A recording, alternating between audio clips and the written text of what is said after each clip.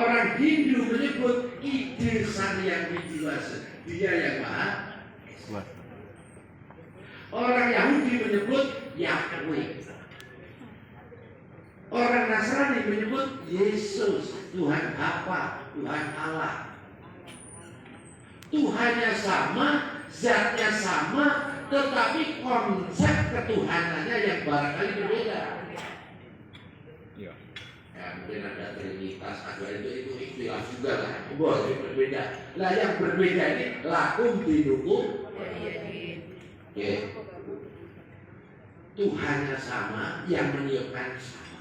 Oke. Jenderal Ahmad Nur Wahid, ya Bu. Zatnya satu, insya Allah. Istri saya memanggil saya sayang, kan gitu ya. Anak saya memanggil papa. Ibu memanggil saya Bapak Direktur.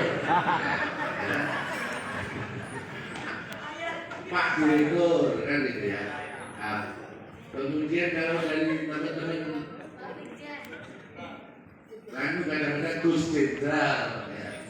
Nah, Gus Jenderal, aku namanya kan Ahmad Nur Wahid, saya nggak mau dipanggil Gus Nur. Kalau dipanggil Gus Ahmad terlalu berat, mulia, sementara saya masih belajar baik. Kalau dipanggil Gus Wahid itu ada banyak ulama yang dipanggil Gus Wahid terdebat-debat, saya nggak mau, saya jauh dari beliau, saya kan masih belajar. Jadi Gus Jenderal aja nggak ada. Nah, setiap orang memanggil saya beda-beda, betul?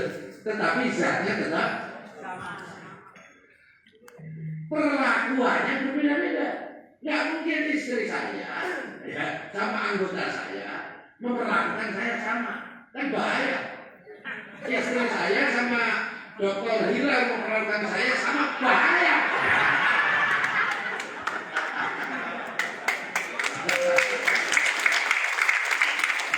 Paham ya? Paham ya?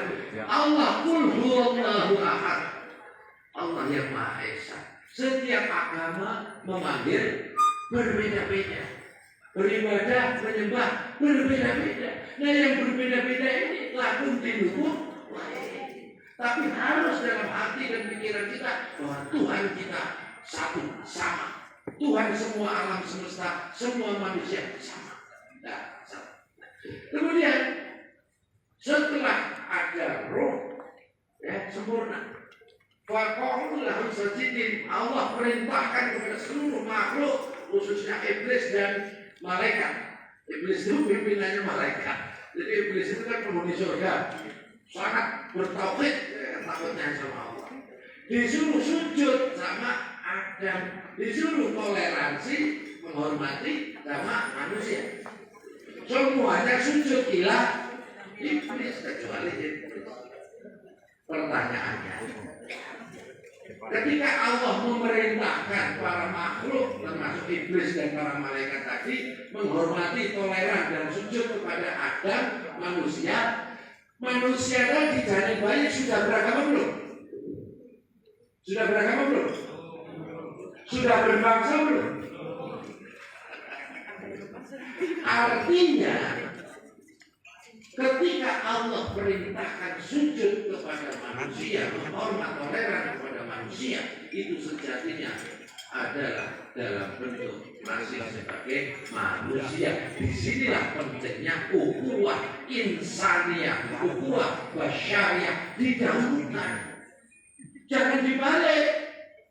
Sekarang selalu dibalik ukhuwah Islamiyah. Habis itu ukhuwah watoniyah. Baru terakhir ukhuwah balik. Ini Allah perintahkan sujud kepada manusia ketika dalam bentuk manusia.